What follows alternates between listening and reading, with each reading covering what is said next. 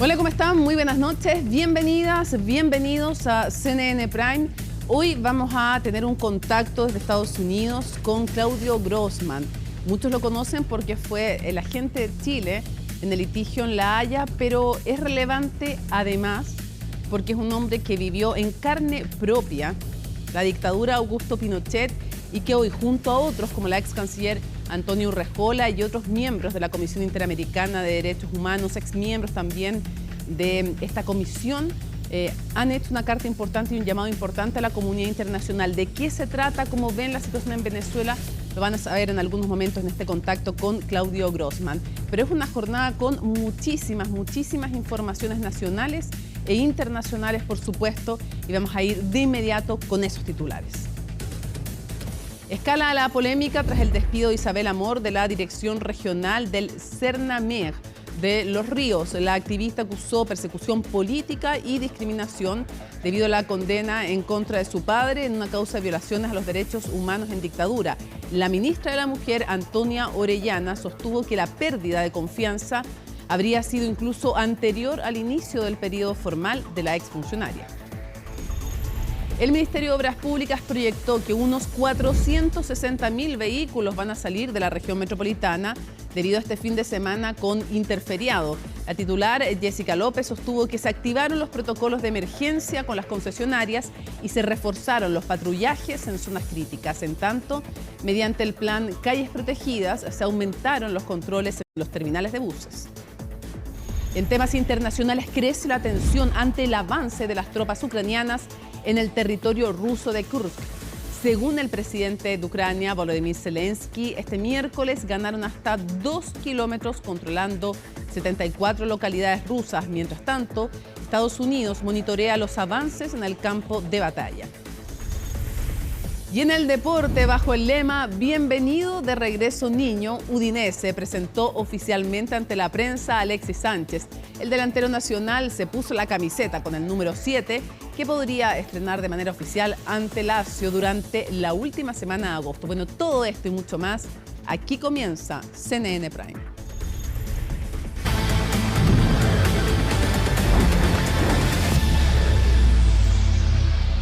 Se lo anunciábamos en titulares, ¿no? Las autoridades esperan una salida masiva de vehículos de la región metropolitana debido a que muchas personas aprovecharon de tener interferiado el viernes, que pudieron evidentemente. Bueno, por esta misma razón, tanto el gobierno como las policías aumentaron las fiscalizaciones en las carreteras y buses interurbanos con el objetivo de evitar accidentes. Joaquín Castro reportó más y este es su informe. Es una de las imágenes que más se repiten durante los fines de semana largos, y este no será la excepción. Desde el Ministerio de Obras Públicas estiman que el feriado de este jueves 15 de agosto y las posibilidades de que muchos se tomen libre el viernes provocará que más de 460.000 vehículos salgan de la región metropolitana. Se estima efectivamente una salida de más de 400.000 vehículos concentrados en el día de hoy, por la tarde, el jueves y también el día viernes, y la vuelta, que podría ser lo más complejo, el día domingo todo el día, pero con preferencia en la tarde. Así es que el llamado habitual es a la buena programación del viaje, a la conducción responsable. El alto flujo vehicular podría congestionar varias autopistas, siendo las que más se utilizarán en las proyecciones del gobierno la Ruta 5 Norte, 5 Sur y 68. Es por eso que las autoridades, como la Comisión Nacional de Seguridad de Tránsito, llaman a tomar prevenciones para evitar accidentes en las rutas. Y esto es importante, este mensaje es muy relevante entender de que no solamente porque ahora viene un interferiado tengo que tener aún más cuidado, o porque se viene también el 18, que estamos poniendo toda nuestra organización y toda nuestra fuerza como Estado para evitar las muertes, tenemos que tener todavía más cuidado. Esto es algo que debe pasar todos los días. Como personas que nos movemos en el tránsito, como conductores, como pasajeros, como peatones, debemos prestar total atención a cómo nos movemos por las vías. Otro factor a considerar son los viajes de buses interurbanos, los que según estimaciones podrían llegar a 11.500, movilizando a cerca de 430.000 personas, por lo que se están redoblando esfuerzos para la fiscalización tanto de las empresas como de los buses. Los principales incumplimientos o rechazos que le llamamos nosotros de conductores y buses tiene que ver con ventanas, vidrios en general quebrados que incumplen la norma, luces, neumáticos y adecuado descanso, además del cinturón de seguridad de los pasajeros. Ahí va a estar el foco del programa de fiscalización. Hay un esfuerzo por parte del Ministerio, junto con Carabineros, junto con los inspectores municipales, de fiscalizar que los vehículos circulen en condiciones adecuadas. Pero la principal responsabilidad aquí es de todas las personas que se ponen detrás de un volante, y el llamado es a tomar conciencia de que ahí no podemos fallar. Fin de semana largo que aparece a poco más de un mes de las fiestas patrias, por lo que las fiscalizaciones tanto en las autopistas como en las calles se van a intensificar. Esto con el objetivo de mantener lo más baja posible la cifra de accidentes. Hemos acordado que un mes antes nos vamos a preocupar de intensificar las fiscalizaciones de las dos principales causas de fallecimiento en nuestro país. Así que vamos a intensificar las fiscalizaciones, ¿cierto?, con detectores de velocidad, y vamos a intensificar también los alcotests. Para la operación regreso se espera flujos importantes el día domingo y el lunes en la tarde en los principales accesos de la región metropolitana, en lo que será un fin de semana largo donde el llamado es a manejar con responsabilidad. A un día de vencer el plazo para retirar candidaturas ante el CERVEL, el Partido Republicano y Chile Vamos no han llegado a acuerdo en aquellas comunas y regiones en donde hay más de un postulante inscrito de la oposición. El llamado del conglomerado liderado por Arturo Esquella fue concreto: que la UDI, RN y Evópoli puedan hacer un mea culpa cuando culmine esta novela de inscripción. ¿Nos cuenta Colomba Eijols? Fueron reiterados los llamados que hizo Chile Vamos al Partido Republicano para dialogar en pos de la unidad y zanjar acuerdos en comunas en donde hay más de un postulante del sector. Sin embargo, a pocas horas de culminar el plazo para retirar candidaturas, la tienda liderada por Arturo Esquella descartó de poner a las figuras que apoyan en Concepción, Cerrillos, Antofagasta y la región del Biobío. Nosotros hemos hecho todos los esfuerzos, y eso les consta, para lograr tener candidato de unidad, ojalá en todas las comunas de Chile. Y hemos hecho un llamado a tener en el pasado primaria, no fue aceptado. Encuestas vinculantes no fueron aceptadas. Conversaciones para llegar a candidatos de unidad, no solamente en la comuna de Concepción, sino que en la región del Biobío, no fueron aceptadas. Nosotros nos omitimos en 286 comunas. Creo que es un número bastante suficiente.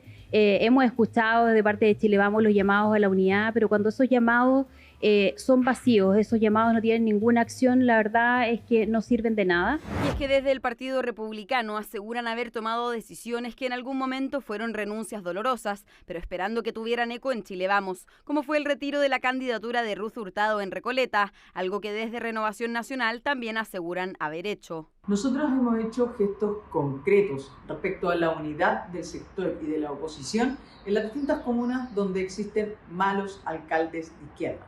Por ejemplo, desde Renovación Nacional hemos declinado la candidatura de nuestro candidato en Talagante, el representante de Chile Vamos, para que así pueda unirse a la campaña de la candidata del Partido Republicano en esa comuna. Un gesto por el cual esperan reciprocidad desde el Partido Republicano en la comuna de Cerrillos, donde competirán 3 candidatos de oposición: Alejandro Almendares por Renovación Nacional, Luis Moisés Cortés por Republicanos y Neel Enrique Muñoz por el Partido Social Cristiano, tienda a la que también se le ha solicitado de poner candidaturas para evitar la dispersión de votos y un eventual triunfo del oficialismo. Si hay comunas donde la izquierda va a tener el triunfo en las próximas elecciones, no va a ser culpa del Partido Social Cristiano. Nosotros hemos estado disponibles desde el día 1 a poder conversar, a poder llegar a acuerdos. Sin embargo, dichos acuerdos no llegaron a buen puerto y la propuesta de realizar encuestas quedó en el tintero entre los partidos de oposición.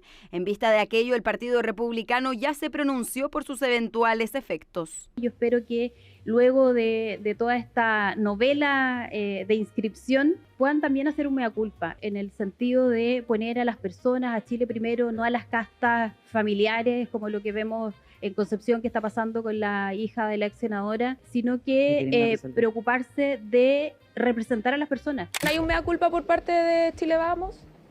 Por ejemplo, lo que pasa en Concepción. Yo encuentro que Chile Vamos en general lo ha hecho muy bien.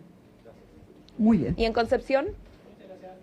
Una posición marcada pese a las presiones del Partido Republicano para que sea Chile Vamos quien dé el último paso necesario para destrabar los nudos entre los conglomerados. Pero la historia no se cierra del todo, porque este 15 de agosto, además de vencer el plazo para retirar candidaturas, quienes tuvieron un rechazo en su inscripción podrán presentar sus apelaciones hasta ese mismo día. Continúa el debate en torno al proyecto de reforma de pensiones, mientras los parlamentarios mantienen visiones dispares respecto de esta iniciativa. Francisca Cárdenas nos cuenta y nos actualiza esta importante información. Francisca. Hola, ¿cómo estás? Buenas noches. Muy buenas noches. Sí, ya se completó el primer avance de los contenidos de este acuerdo de protocolo para destrabar la reforma previsional, que fue aprobado, recordemos, durante la semana pasada por parte de la Sala del Senado para flexibilizar la tramitación, la discusión y también la votación de las indicaciones de la reforma de pensiones, que ha estado ya varios meses en discusión en la Comisión de Trabajo del Senado y también en la Cámara de Diputadas y Diputados. ¿Qué se puso sobre la mesa durante esta jornada? Las lagunas previsionales. Ese fue el primer punto que abordó la ministra del Trabajo, Janet Jara, junto a los parlamentarios para poder comenzar a avanzar en esta discusión y tramitación sin fecha de votación, pero que esperan se pueda despachar la reforma más tardar en enero del 2025. Ese es el plazo máximo que se han puesto los parlamentarios para poder avanzar en esta reforma a las pensiones y que se ha dispuesto por parte de este protocolo de acuerdo que fue aprobado, recordemos, y que fue una idea para trabajar sobre una serie de principios también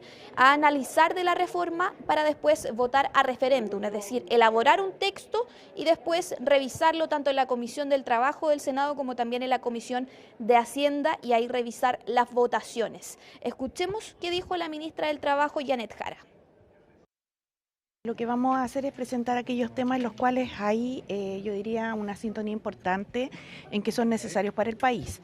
El tema que se va a ver ahora en particular va a ser el de la creación de un seguro de lagunas previsionales, que es bastante concordado, poco discutido, porque es muy necesario, toda vez que muchas personas, al caer en el desempleo, la informalidad, tienen lagunas que terminan afectando luego el monto de su pensión.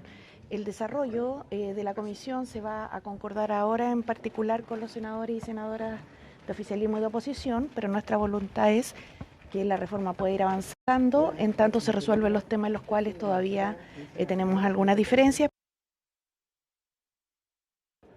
Y claro, se habló de lagunas previsionales porque según el Ejecutivo esto explica, y al analizarlo se explica que esa es la razón por la que hay tan bajas pensiones y es por eso que se comenzó a hablar de este tema primero. Algunos parlamentarios decían también que se está comenzando por los temas en los que hay más acuerdo primero, así también lo planteó la ministra del Trabajo, y después van a comenzar con los puntos más difíciles. Recordemos que este protocolo de acuerdo tiene 9 principios base para comenzar a trabajar por parte de los parlamentarios. Se comenzó con las lagunas previsionales durante esta jornada, pero ya en las próximas semanas van a haber otros puntos, como por ejemplo aumentar el ahorro y también lo que es analizar la PGU, la pensión garantizada universal. Y por supuesto ya más adelante ver cómo va a quedar distribuido el 6% de cotización, que es uno de los principales nudos de la reforma. Escuchemos qué dijo el presidente de la Comisión del Trabajo del Senado, el senador Juan Antonio Coloma.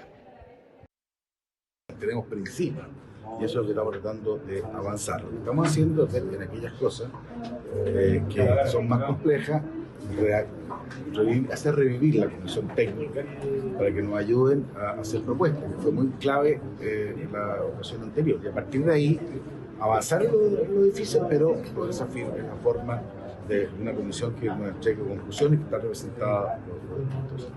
Pero en el tanto también abordar temas que ya han sido madurados, que fueron conclusiones, son técnicas, ir avanzando. Claro, las pensiones por un lado de la Comisión del Trabajo del Senado, después esa discusión tiene que pasar a la Comisión de Hacienda y por otro lado se está discutiendo todo lo relacionado a los retiros de ahorro de las AFP en la Comisión de Constitución de la Cámara de Diputadas y Diputados. En torno a eso ha habido una polémica con el vicepresidente de la Cámara, el diputado Gaspar Rivas, quien participando de esta comisión habló y dijo que él apoyaba los retiros de ahorros porque él no ha podido comprarse una vivienda pese a tener una dieta parlamentaria de aproximadamente 7.300.000 pesos, pese a que también hay que sumarle las asignaciones y que esa es la cifra bruta según la Cámara de Diputadas y Diputados. Obviamente hay que definir cuál es la cifra líquida, pero hemos consultado a algunos parlamentarios y ellos dicen que aproximadamente 5 millones de pesos mensuales. Pero de todas maneras esto generó varias reacciones de los diputados en torno a lo que dijo el diputado Rivas. Escuchemos qué dijeron. Incluso con la dieta de un diputado, yo no tengo la posibilidad de comprar una casa desde una cierta cantidad de plata hacia arriba al contado. Tengo que recurrir a los bancos, como cualquier otro chileno, porque solamente personas extremadamente ricas pueden pagar al contado de una patada una casa. Y yo no tengo ninguna vergüenza en decir que yo arriendo. Y probablemente, tal vez, pues no soy un hombre rico y, reitero, no me avergüenza en lo absoluto eso. Y bueno, si ese es el costo, que yo no pueda algún día acceder a una casa para que la gente pueda tener su plata, que es fruto de su esfuerzo, yo no tengo ningún problema en hacerlo. El tema de fondo es que ciertamente los retiros no son hoy día una política necesaria, más bien yo creo que se está empleando como una suerte de herramienta para desviar el debate sobre la reforma de las pensiones. Y hoy día lo que debe avanzar es la reforma previsional que está en el Senado. Hemos visto que tenemos una derecha muy obstruccionista y por lo tanto creo que la presión hay que ponerla ahí. Hoy día estamos en una batalla contra la AFP, hay batallas que son más relevantes, más importantes para la ciudadanía y yo me centraría en eso.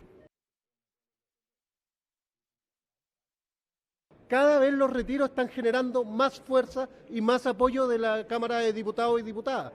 Pero hay que dejar en claro una cosa, los retiros es para la ciudadanía, los retiros son para la gente.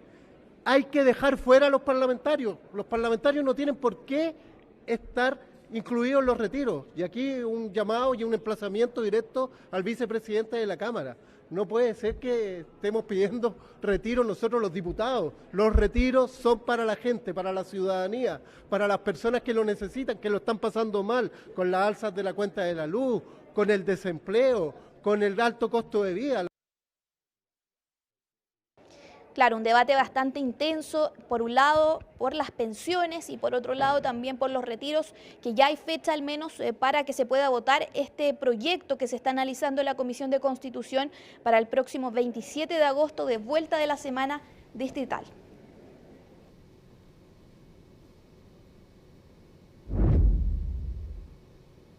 Un tremendo jurista de renombre internacional, lo vieron defendiendo nuestro país en la Corte Internacional de Justicia de La Haya, por supuesto, fue miembro además de la Comisión Interamericana de Derechos Humanos y junto a otros exintegrantes tanto de la Corte como de la Comisión Interamericana de Derechos Humanos dieron a conocer una carta pidiéndole a la comunidad internacional tomar medidas urgentes respecto de Venezuela.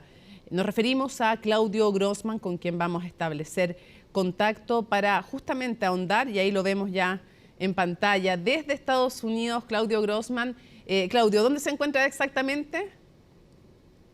Estoy en Washington, D.C. Perfecto. Quisiera primero preguntarle cómo surge la idea de redactar esta carta en que exmiembros tanto de la Comisión como de la Corte Interamericana de Derechos Humanos, entre ellos usted, también por supuesto la ex canciller Antonio Urrejola, entre otros destacados juristas y miembros de esta instancia, deciden realizar esta carta, este llamado de atención a la comunidad internacional. Bueno, la razón de esto es el compromiso que hay con los derechos humanos frente a una situación sin precedente en la región. El desconocimiento de la voluntad soberana de un pueblo, negando el ejercicio del derecho a la elección de sus gobernantes. Hemos visto muchas situaciones de derechos humanos en la región, pero como lo señaló el grupo de expertos mandado por el secretario general de las Naciones Unidas, esto es sin precedentes. O sea, sin esperar contar las mesas, sin ninguna, digamos así, base, declarar que ganó el señor Maduro por un 51% de los votos. Instituciones de un prestigio que es incontrovertido, que fueron invitadas por el régimen en Venezuela, como el Carter Center, o los 4 expertos enviados por las Naciones Unidas, señalaron y destacaron lo improcedente de esta situación. Claudio, usted derechamente... Esto es una gravedad extrema. ¿Sí? Usted derechamente no tiene dudas entonces, ¿y cómo calificaría lo que ocurrió en Venezuela? ¿Para usted es derechamente un fraude? Sin duda, no es para mí, es para la comunidad internacional. Y usted se refería, mire, aquí están los expresidentes y los ex de la Comisión y de la Corte. También es una cosa sin precedentes. Esta no es simplemente una opinión personal. Yo no tengo problema en dar mis opiniones personales, pero les digo, esta es la opinión de la comunidad internacional. Entre los presidentes brasileños, mexicanos, peruanos, costarricenses, chilenos, y en esto hay una unanimidad. Esto es, mire, hay criterios establecidos en el derecho consuetudinario y en los tratados sobre qué constituye una elección. Hay obligaciones antes, durante y después. Y ya hubo violaciones en descabezar posibles candidatos, pero al final no se contaron los votos. Aún no se entregan las actas que muestran el resultado de las mesas. Claudio. Entonces, es una cuestión increíble lo que hemos visto y una violación flagrante del derecho internacional. Dice, violación flagrante del derecho internacional, fraude respecto de la elección. Destaca además lo que es esta carta inédita de exmiembros, expresidentes también, de la Comisión Interamericana y de la Corte Internacional, de la Corte Interamericana de Derechos Humanos. Dicho esto, ustedes no solo manifiestan su preocupación respecto de las elecciones, sino también de la situación de violaciones de derechos humanos en Venezuela. Quisiera profundizar con usted cómo califican ustedes lo que está ocurriendo en Venezuela respecto de los derechos humanos. Mire, en esto es muy importante sujetarse al derecho internacional. Y el derecho internacional de los derechos humanos establece, por ejemplo, el respeto a la protesta pacífica, el uso, hay un derecho a la seguridad sin duda, el uso proporcionado de la fuerza, etcétera, etcétera. Pero también hay responsabilidades individuales establecidas en el Estatuto de Roma por crímenes internacionales. Y lo que hemos visto hasta el momento es un ataque generalizado en contra de la población civil, caracterizado por muertes, más de 24 muertes, desapariciones, más la última vez, yo me gusta ser muy cuidadoso, basta una muerte, no hay por qué exagerar, pero además hay más de 1.300 detenidos sin debido proceso alguno. De hecho, más de 2.000, dice el propio Maduro, habla de más de 2.000 detenidos, y además lo sabemos por las denuncias hechas por organismos internacionales sin el debido proceso. Yo quiero preguntarle directamente, Claudio, mientras acomodamos tranquilo, tómese su tiempo ahí, es perfecto, si puede bajar un poquitito más ahí la cámara para poder verlo mejor, ahí estamos, perfecto. Claudio, yo quiero preguntarle, en el ámbito del derecho internacional, con ese paraguas como análisis de concepto, en Venezuela hoy día, ¿se están violando de manera sistemática los derechos humanos? Sin duda.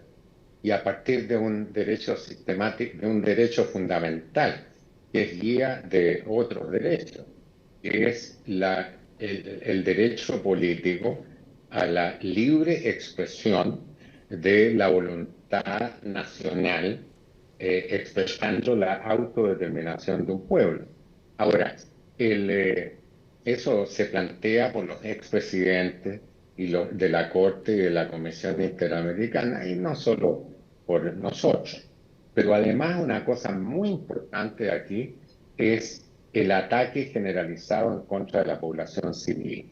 Ese ataque generalizado implica, según lo entienden unánimemente los expresidentes de la Comisión y de la Corte, que vienen de países y con maneras de pensar diferentes, pero unidos en esto, en la aplicación estricta del derecho, se configura una violación del Estatuto de Roma, generando responsabilidades individuales para para quienes aparezcan como responsables.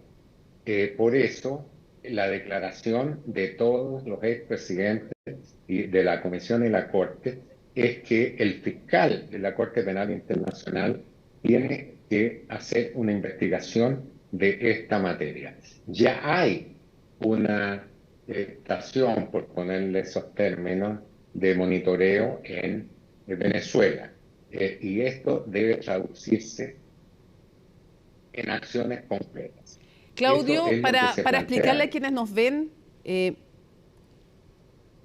quiero preguntarle en dos fases esta pregunta. Lo primero, se están cometiendo, para que se cometan delitos de lesa humanidad, en el derecho internacional se dice, entre otras cosas, que tienen que ser violaciones de derechos humanos de manera sistemática y generalizada. Entonces le pregunto directamente, ¿se están violando en Venezuela hoy día los derechos humanos de manera sistemática y generalizada? En la opinión de la Comisión, de los expresidentes de la Comisión y de la Corte Interamericana, absolutamente. Y por lo tanto, ¿se están produciendo, como ustedes declaran, delitos de lesa humanidad? Absolutamente. Ahora, lo que hemos planteado, lo que se ha planteado en el comunicado de la Comisión y la Corte es que hay indicios razonables y pruebas fehacientes. Desde luego, tiene que haber, y eso es lo que establece digamos así, la responsabilidad individual, además de la responsabilidad colectiva, hay derecho a que hagan los descargos quienes lo quieran hacer. Lo que estamos aquí en la fase de saber si hay suficientes elementos como para acusar la existencia de una violación masiva y sistemática. En el lenguaje de del Estatuto de Roma se debe tratar además de un ataque generalizado, ese es el concepto a la población civil. Y eso es lo que estamos viendo ahora, un ataque generalizado a la población civil. Como le digo, yo no tengo problema en decir cuál es mi opinión personal. Sí, es lo que le estamos preguntando. Justamente, sí, claro, justamente le estamos preguntando, Claudio, su opinión. Pero además, pero además le digo, esta es la opinión de los expresidentes de la Comisión y la Corte, que tienen una experiencia en el terreno de los derechos humanos, y por eso la declaración de los expresidentes lo establece con pristina claridad. Ahora, nos preocupa además lo siguiente aquí. El hecho de que es esencial resguardar la existencia de los órdenes jurídicos desde el punto de vista internacional. Uno no puede tener una actitud frente a violaciones de derechos humanos de esta naturaleza y de otras en función de las simpatías políticas que pueda tener. Ahí entramos en un terreno muy peligroso. Hay gente de distintas ideologías que han sido presidentes de la Comisión y de la Corte y que piensan diferente. Pero lo que está en juego aquí es el hecho de entender que hay ciertas normas neutrales que se aplican en todas las situaciones. Entiendo, Claudio. Y que uno no busca. Sí. Entiendo absolutamente, y por eso mismo es atingente la siguiente pregunta que quiero hacerle. Lautaro Carmona, presidente del Partido Comunista, dijo que calificar de dictadura a Venezuela era blanquear la dictadura de Augusto Pinochet. ¿Qué opina usted? Mire, lo que yo opino es que desde el punto de vista de los derechos humanos, no hay por qué hacer comparaciones, o sea, no hay una relevancia aquí.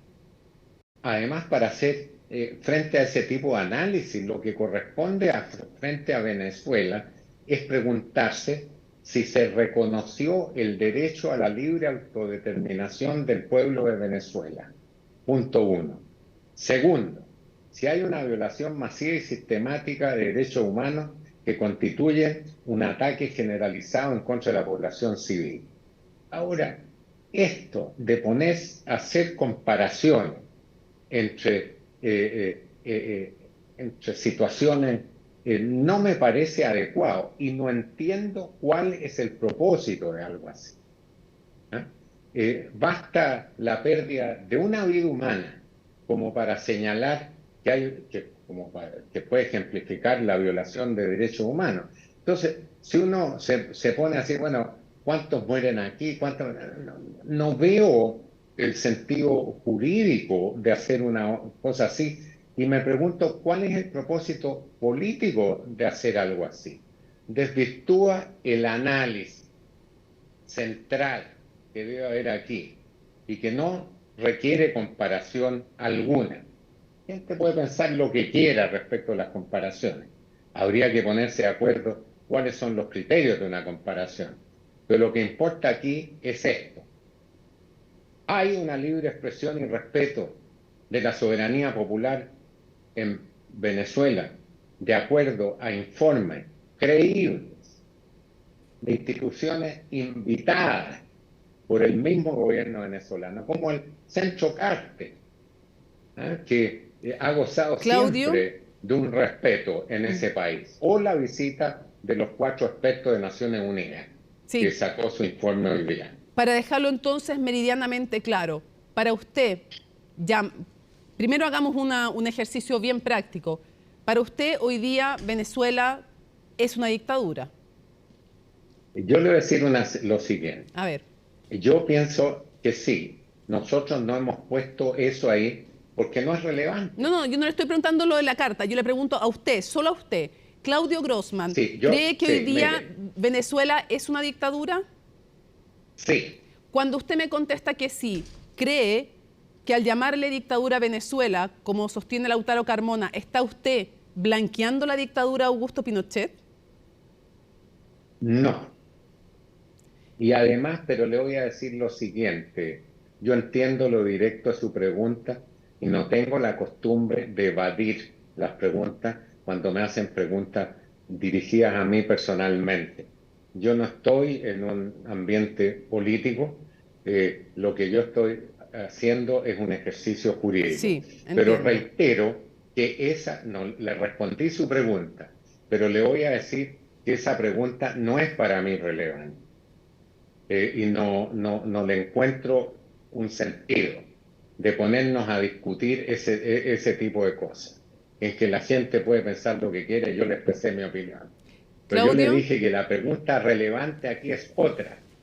Hay una violación masiva y sistemática de los derechos humanos, hay una negativa al ejercicio de la autodeterminación, y cuáles son las consecuencias de que este tipo de cosas no haya una reacción fuerte de la comunidad internacional. Sí, es que quiero preguntarle justamente de eso. Es muy negativo, sí. Quiero preguntarle, cuando hablo con Claudio Grossman, no estoy hablando solamente con quien defendió a nuestro país en La Haya, ni un ex miembro de la Comisión Interamericana de Derechos Humanos. Estoy hablando además, si hacemos historia, con un hombre que en la dictadura de Pinochet tuvo que irse de Chile, exiliado. Estoy hablando además con el hijo también de David Grossman, torturado y detenido durante la dictadura. Por eso también me parece muy importante su testimonio y su punto de vista, porque usted sufrió en carne propia la dictadura de Pinochet. Así es. Pero como le reitero y no estamos repitiendo, Mónica, encuentro que las comparaciones... Son todas malas dictaduras. Da lo mismo la dictadura de la que hablemos. Son todas malas. Mire. Claro, no, pero no solo eso. No entiendo el propósito de buscar entrar a comparaciones aquí sin criterios de cómo hacemos estas comparaciones y cuál es el objeto jurídico y político de tal forma de razonar. Eso evade de alguna manera la discusión central. Claro. Porque si alguien dice esta es mejor, esta es peor, la pregunta es diferente. ¿Hay aquí o no una violación masiva y sistemática y un ataque generalizado contra la población civil? Segundo, ¿qué podemos hacer frente a eso? Eso es lo que, sobre eso me gustaría que se conversara. Y cuando que se hablamos, conversara Claudio, públicamente. cuando usted, quiero cerrar con dos preguntas.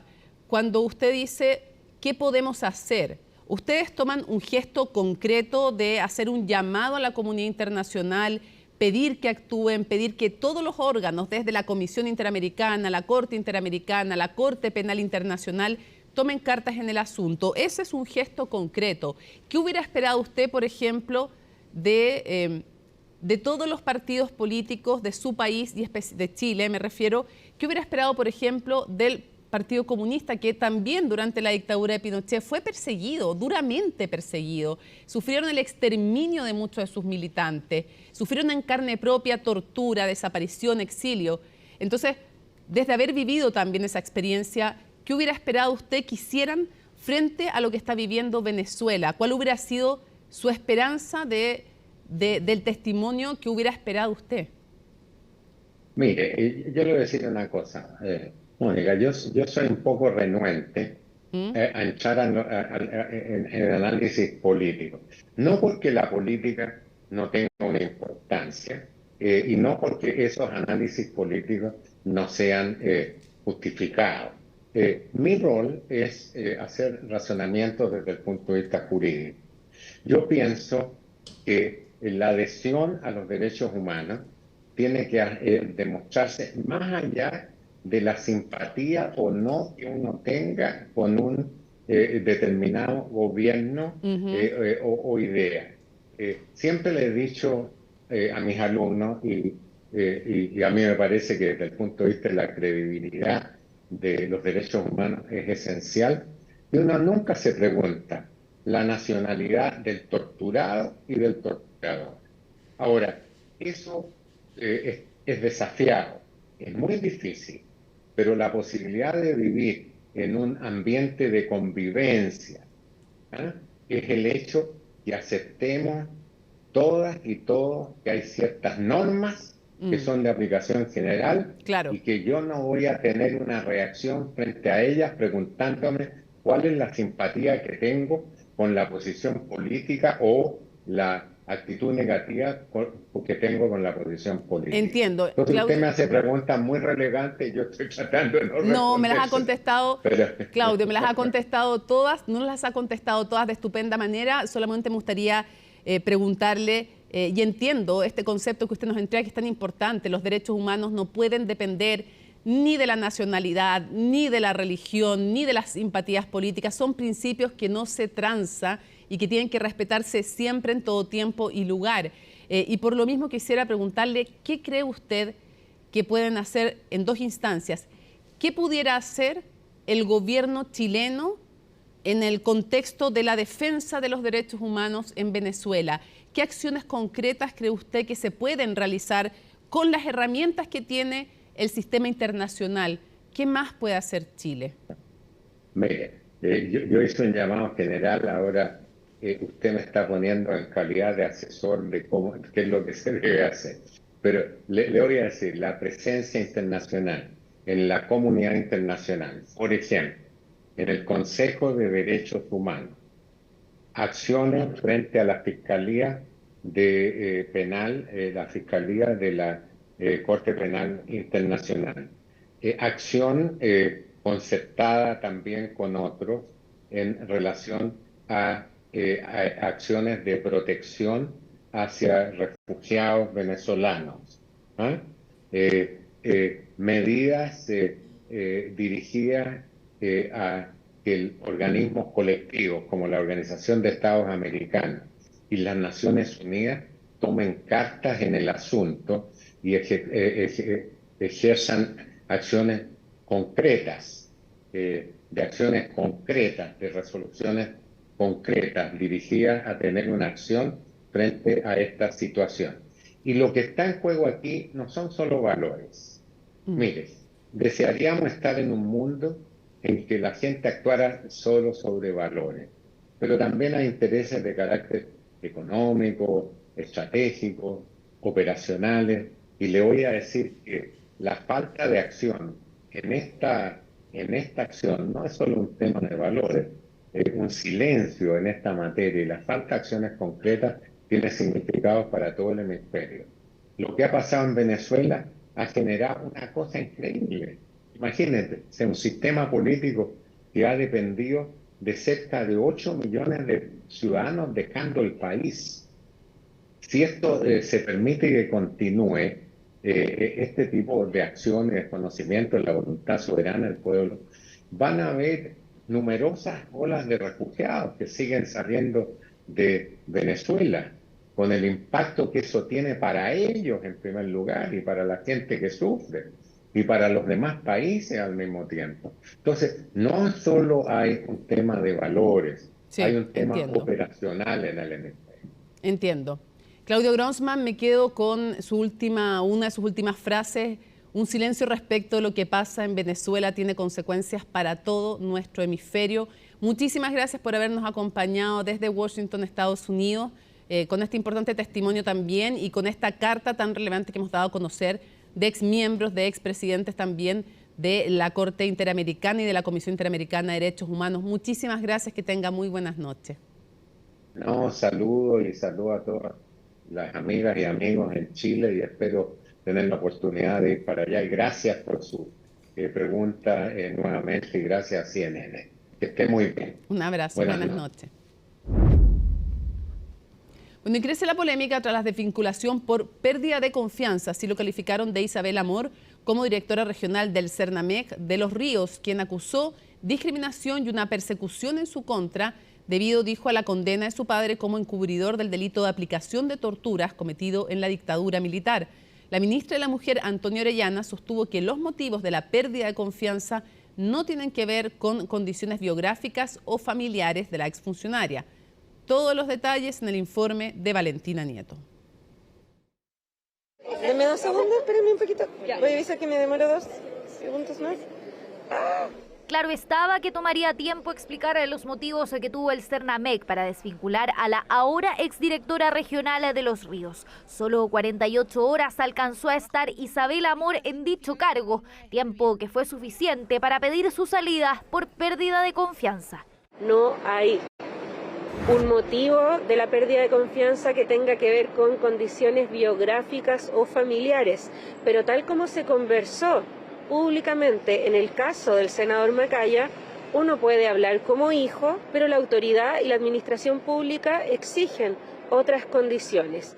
Comparación que hizo la ministra para explicar el raudo despido de la exdirectora. Sus declaraciones en una entrevista para la revista Sábado sobre la situación de su padre Manuel Amor, militar condenado como encubridor del delito de aplicación de tormentos o torturas cometidos en el Estadio Nacional en dictadura, habrían generado molestia en la cartera. Tiene que ver con la situación de mi padre, no hay cómo esconderlo, esto es demasiado evidente, una persecución que es política, que es discriminatoria, que atenta contra mi derecho al trabajo, que atenta contra mi derecho a la salud. Esto psicológicamente a mí me tiene devastada. No es solamente la entrevista, insisto, yo creo que hay una serie de elementos que no se pusieron sobre la mesa, que culminan, insisto, con esta entrevista, con un contenido que no es lo esperado. Y que por supuesto no es la entrevista que salió publicada el día sábado en el Mercurio. Es que antes de que fuera publicado, Amor habría enviado un borrador de la entrevista. Fue ahí que, según el CERNAMEC, habría relativizado el rol de su padre en el caso de Luis Corbalán, hijo del en ese entonces secretario general del PC. Situación que se habría repetido también en reuniones privadas. En instancias de intercambio y presentación junto con el equipo se señaló cuestiones que a nuestro parecer son incorrectas. Que el problema sería que yo digo que sí le creo a mi padre, ¿no? ¿Cómo no le voy a creer? Si lo que dice la justicia en sentencia firme y ejecutoriada y lo que dice él es exactamente lo mismo. Si hubo alguna arbitrariedad o alguna situación que desconozcamos o que se esté demandando o que se esté denunciando, evidentemente serán los organismos correspondientes los que tendrán que tomar resoluciones al respecto. Situación judicial de su padre que Isabel Amor dice sí comunicó de manera oportuna durante el concurso público del cargo. Información que en CERNAMEC en tanto apuntan no tuvieron a tiempo. Es posterior a que yo le digo que ella es la persona elegida para el cargo.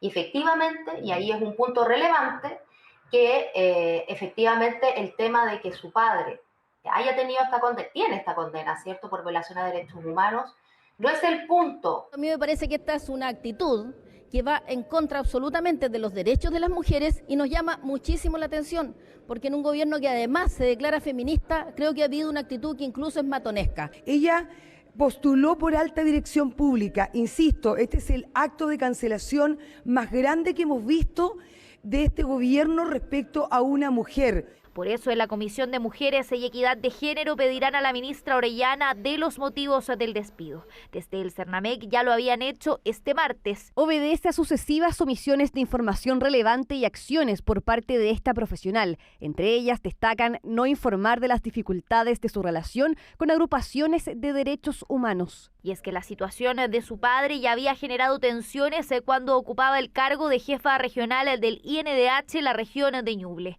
algo que enfatiza el servicio tampoco comunicó. No teníamos los antecedentes de que efectivamente las agrupaciones habían hecho una declaración donde pedían su destitución. Y ese es un elemento sensible que era necesario poner sobre la mesa. Desvinculación de Isabel Amor, que señalaron desde la cartera de la mujer, la Contraloría ya tomó razón. Hola, quiero contarles que me llamó hace algunos minutos Priscila Carrasco, la directora nacional del Servicio Nacional de la Mujer y la Equidad de Género, la misma persona que me echó. La directora nacional del Cernamec viajó hasta Los Ríos este martes y solicitó reunirse con ella, petición que rechazó, anunciando además no descarta tomar acciones legales por su despido. Ante el equipo de la Fiscalía Metropolitana Oriente declaró Luis Angulo, marido de Leonarda Villalobos y representante legal de una de las sociedades investigadas en el marco del caso Hermosilla. Ambos están acusados de cometer delitos tributarios y van a ser formalizados el próximo miércoles junto al abogado Luis Hermosilla y 2 funcionarios públicos. La nota es de Estefanía Bustamante. Comercia, la empresa de mi marido, 400 facturas. En ese momento quizá no fue evidente para Leonarda Villalobos que la sociedad construida junto a su marido terminaría siendo investigada por el Servicio de Impuestos Internos en una de las aristas del caso Hermosilla. Te quiero comentar que Comercia está constituida por don Luis Angulo, Ezequiel Silva. ¿Ezequiel, el diputado? Yes. O sea, esto es no tener ni un tornillo metido en la cabeza. Cuando la abogada le cobró factura a Daniel Sauer y Luis Hermosilla por las sociedades involucradas en un esquema de boletas falsas, Asesorías y Negocios Comercia era una de ellas. En 2016, su marido Luis Angulo se constituyó como representante legal y ella como administradora. La ley tributaria supone que el representante legal es el responsable, pero muchas veces el representante legal no tiene el poder realmente sobre las operaciones. Le ha entregado las claves a otra persona actúa en realidad y el representante legal aparece simplemente, es como un ente de papel, pero que no está al tanto. Fue justo lo que declaró Angulo Impuestos Internos, que Leonarda intervenía en los temas tributarios, pero que ambos manejaban la cuenta corriente, se consultaban todo, pero insisten que se enteró de los movimientos fraudulentos una vez que se destapó el audio registrado por su esposa. Han habido otros casos mediáticos también de figuras de tradición que uno en parte del matrimonio ha dicho que no sabía lo que hacía el otro, pero claro, hasta ahora todo parece indicar, la información que hay es que ambos conocían de lo que se estaba haciendo. No declararon, se les olvidó pagar 800 millones, 200 millones. Es una cosa que a impuestos internos es muy difícil que un fraude tan, como te digo, burdo, pase colado. Impuestos Internos calcula que existe un perjuicio fiscal de 13.454.000 pesos en el caso de Comercia, representada por Angulo, mientras que el posible daño causado, particularmente por Villalobos, ascendería a más de 211 millones de pesos. La gran cantidad de contribuyentes en este país cumple la ley tributaria. Ahora, hay un grupo de contribuyentes que el servicio los acostumbra a denominar contribuyentes agresivos, que intentan un poco manejar la ley, ¿no es cierto?, a fin de pagar menos impuestos. En el caso de Leonarda Villalobos hay varios movimientos bajo investigación. Casi 60 millones recibidos desde Factop que no fueron declarados, otros 495 millones desde su sociedad, sin ser registrados correctamente, y depósitos por 44 millones con origen desconocido. Esperamos que el señor Hermosilla y los responsables hoy día, en este caso de corrupción, sean formalizados y se decrete la prisión preventiva. Leonarda Villalobos, Luis Angulo y Luis Hermosilla serán formalizados el próximo miércoles. Junto a ellos también escucharán los cargos en su contra 2 funcionarios públicos, Patricio Mejías del Servicio de Impuestos Internos y Renato Robles de la Tesorería General de la República. Cualquier funcionario público involucrado en un acto de corrupción es estructuralmente grave. Da lo mismo la posición y da lo mismo los montos de los cuales pueda estar involucrado. Los actos de corrupción son intolerables, cualquiera sea su dimensión, porque la corrupción lo que hace es que deteriora las instituciones públicas y deteriora el sistema democrático. ¿Podría existir más funcionarios públicos involucrados? Tal como lo he dicho en otras oportunidades, uno sabe cómo las investigaciones empiezan, no saben cómo terminan, por lo tanto eso no puede descartarse a manera alguna, menos cuando se trata de una investigación de esta naturaleza. Investigación que por casi 9 meses se manejó con estricta reserva hasta este miércoles, cuando la Fiscalía detalla el caso que podría derivar en otras indagatorias. La audiencia se fijó para el próximo miércoles en el 4º juzgado de garantía. Y seguimos avanzando para contarles que se terminó el plazo de 72 horas dado a Enel para reponer el servicio eléctrico a todos los clientes de la región metropolitana.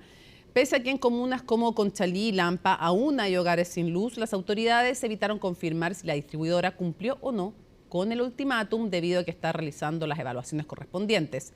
Nos lo cuenta María Luisa Carrión.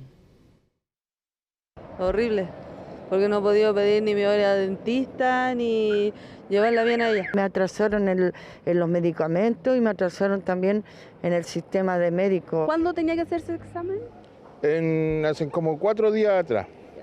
Porque ahora vengo a cambiar la hora, le dieron para el 23, imagínense, ella que está enferma del corazón. Son más de 1.700 pacientes como ellos los que han debido por fuerza mayor reagendar sus horas médicas en el CESFAM Alberto Bachelet de Conchalí. La razón, el centro asistencial estuvo 12 días sin suministro eléctrico funcionando con este generador, lo que ha obligado a tomar medidas extraordinarias. El grueso de pacientes que tenemos en espera de hacer un proceso de reagendamiento son adultos. Ya tratamos de priorizar a los pacientes más jóvenes, a los niños, a las gestantes y a los adultos mayores en estos 12 días. Y obviamente si hay algún rezagado de este grupo, se le va a dar prioridad a uno. Porque se alargará la atención hasta las 8 de la noche y también los sábados. El problema ahora, el martes había vuelto el suministro y un día después amanecieron con bajas de voltajes y ninguna respuesta por parte de la compañía eléctrica. Solamente se dedicó a conectar para cumplir con el Estado, o con el gobierno en este caso, en relación obviamente a decir, hoy día no tenemos ningún vecino afectado, pero esta conexión implicó no levantar los postes que estaban en el suelo, y hoy día al levantar esos postes hay que volver a cortar la luz. Entonces hoy día nos despertamos con 3.000 y fracción familias afectadas. Y algunos de ellos ya habían tenido cortes en los días anteriores y señalan haber escuchado explosiones la mañana de este miércoles. El segundo pescazo, ese fue más fuerte, sí. Y de ahí quedamos sin luz hasta ahora. Es como mucho ya, porque imagínese, uno misma que vive de su jubilación, nosotros mismos vamos a La Vega a comprar su pedacito de carne para guardar y todo eso, y se descongela todo.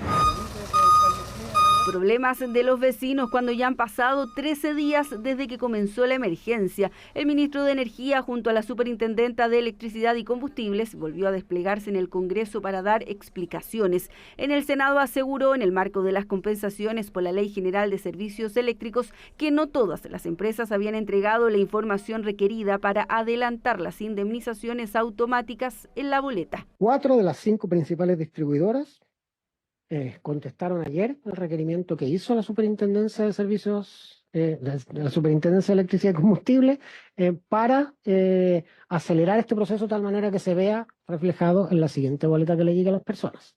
¿Cuál es la que no lo hizo? Enel. Misma empresa sobre la que está puesta toda la atención, porque el martes a las 23:59 horas venció el último plazo que dio el Ejecutivo. ¿Cumplió o no la distribuidora? No hay certeza aún de aquello. La determinación si el ultimátum se ha incumplido o no es una investigación que todavía está en curso, no puedo ni afirmarlo ni desmentirlo. Porque hay que comprobar aquello que señaló la empresa, diciendo que había recuperado una cantidad de 1.600 clientes en la última noche, y eso es lo que hay que verificar si es así o no, como lo hemos hecho con los otros hitos. Y para eso no hay comprometida ni una fecha y mucho menos una hora para saber si se avanza o no a la siguiente etapa del proceso de caducidad.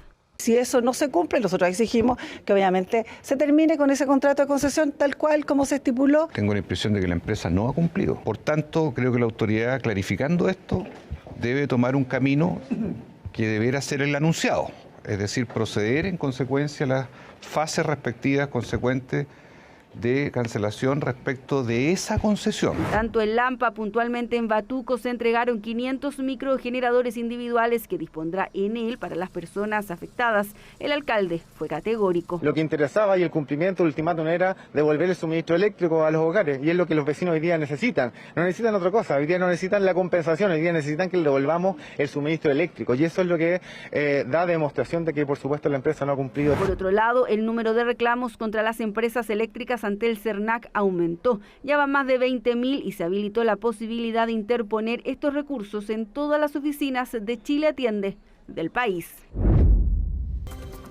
Ya estamos listas junto a Alicia Contreras para revisar todas las informaciones internacionales. ¿Cómo estás? Buenas noches. Muy bien, ¿y tú, Mónica? Bien también. Vamos a partir en Rusia porque sigue la ofensiva ucraniana en este país. Según Zelensky, ya ha logrado hacer ese poder de 74 localidades en Rusia, una estrategia que todavía hay muchos que dudan respecto de cuáles van a ser las consecuencias, porque si bien a corto plazo es una buena estrategia en cuanto a que Rusia se ve sorprendida por este ataque, a largo plazo no se sabe si es que Ucrania va a poder mantener estas tropas en este lugar. El informe es de Laura Soto. І зараз ми знаходимося в суді саме в той історичний момент, коли Героям слава! Esta corresponsal relató para la televisión estatal ucraniana un momento que no ocurría desde la Segunda Guerra Mundial, la invasión de territorio ruso. Las fuerzas ucranianas lanzaron la semana pasada una inesperada operación en la que ingresaron a la región rusa de Kursk por la frontera noreste. Un informe de la televisión estatal transmitido este miércoles mostró el momento de la ocupación de la ciudad de Sudzha. Ahí, residentes locales contaron que los soldados rusos los abandonaron. Ellos simplemente se fueron, así sin más. Ni siquiera han declarado la evacuación. Simplemente se fueron. Mucha gente se fue sin medios para sobrevivir, ni siquiera agua. Ucrania afirma tener el control de 1.000 kilómetros cuadrados de territorio ruso y 74 localidades. Las autoridades rusas, en tanto, rebajan la cifra a 480 kilómetros cuadrados y 28 asentamientos ocupados. Las evacuaciones de población civil también se han desarrollado en la región vecina de Belgorod. Esta última se declaró en estado de emergencia este miércoles tras recibir nuevos ataques de las fuerzas ucranianas. Las tropas de nuestras fuerzas de defensa continúan su ofensiva en el territorio de la región de Kursk. Desde el comienzo del día de hoy, las tropas han avanzado de 1 a 2 kilómetros en varias direcciones. Desde el comienzo de este día, hemos capturado a unos 100 soldados enemigos. Las autoridades rusas reportan la evacuación de más de 100.000 personas en ambas regiones afectadas. La incursión sorpresa ha significado un duro golpe para el Kremlin, que ahora pone en tela de juicio futuras negociaciones. Con sus acciones terroristas en la zona de Kursk, Ucrania ha puesto como mínimo la vía de las conversaciones de paz en pausa durante mucho tiempo. En mi opinión, lo han hecho intencionadamente. Las conversaciones de paz con un enemigo absolutamente inadecuado son antinaturales. Hoy en día se está avanzando mucho en la región de Kursk. Estamos logrando nuestro objetivo estratégico. También hemos repuesto significativamente el fondo de intercambio para nuestro Estado. Pero ¿cuáles son los objetivos que Ucrania se plantea tras esta operación? Principal es mostrar que, a pesar de que la contraofensiva del año pasado fracasó, todavía tienen la capacidad operativa para lanzar una ofensiva, contribuye a despresionar la presencia rusa en la zona de Donetsk. Y la tercera, que es la simbólica, creo que la más importante, es también mostrarle a sus socios occidentales de que sí está en condiciones de reaccionar frente a los avances rusos. Un comandante militar ucraniano aseguró a CNN tener información de que las fuerzas rusas están moviendo reservas de zonas claves del campo de batalla en Ucrania y Crimea para detener el avance en su territorio. De todas formas, los analistas dudan que la operación de Kiev en Rusia pueda mantenerse a largo plazo. Esto demanda un gran esfuerzo que no sé si tienen la capacidad logística de mantener las líneas de suministro, las líneas de comunicación, y ahí es donde los rusos van a golpear y probablemente los haga retroceder. Entonces, desde luego, a mediano plazo, la sostenibilidad de esta incursión tiene poca efectividad, pero por los tres elementos que les citaba al principio, creo que a corto plazo sí tiene un impacto importante a favor de la posición ucraniana. La acción de Zelensky fue arriesgada, pero mostró un punto vulnerable de esta potencia nuclear. Aún está por verse de qué forma Putin reaccionará a esta invasión a su territorio. Mónica, y pasamos rápidamente a la siguiente noticia que se tomó la jornada porque la Organización Mundial de la Salud decretó emergencia sanitaria internacional por la viruela del mono en África, que son las imágenes que vemos ahí en pantalla. Se trata de la expansión en África de una nueva variante aparentemente más letal de esta enfermedad, la viruela del mono. Es una enfermedad viral con síntomas similares a la viruela, pero menos grave. La enfermedad comienza con fiebre, dolores de cabeza, dolores musculares, dolores de espalda, y 3 días después de tener fiebre se puede desarrollar un sarpullido en la cara y en el cuerpo. Puede propagarse a través de contacto cercano y también a través de materiales contaminados como sábanas, ropas y agujas. La OMS determinó además que dado que esta variante se está propagando rápidamente en países incluso que no solían registrar esta enfermedad, es por eso que decreta esta emergencia sanitaria internacional para hacer posible el mejor flujo entre los países para tomar acciones, por ejemplo la compra de vacunas. Revisemos lo que dijo el director de la Organización Mundial de la Salud. Está claro que una respuesta internacional coordinada es esencial para detener estos brotes y salvar vidas. Una emergencia de salud pública de interés internacional es el nivel más alto de alarma según el derecho internacional de la salud. Llegamos al final del comentario internacional y yo me voy de vacaciones por 2 semanas. Espero que me eches de menos. Obvio que te voy a echar de menos. Pero no te preocupes porque mi reemplazo va a ser Isel Guerra, que también es destacada del área. Sí, el equipazo que tenemos en Inter es notable, pero tú hacías como que... Sí, es que estoy muy contenta, puro la verdad. y todo, y arte y todo, y de repente el último día me voy.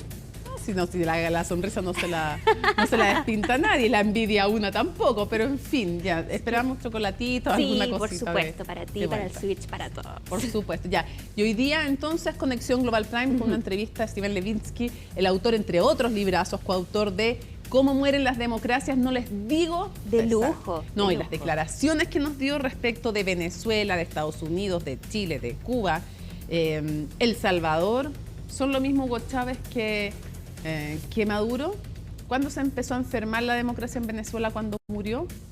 Eso y mucho. ¿Qué pasa con la izquierda latinoamericana? Bueno, hay muchísimo que son de verdad muy interesantes las declaraciones. Me imagino. Voy a llegar a verlo. Ya, pues, me parece. Nos vamos a la pausa y regresamos a CNN Prime. Termina CNN Prime, viene CNN Tiempo y nos reencontramos en Conexión Global Prime.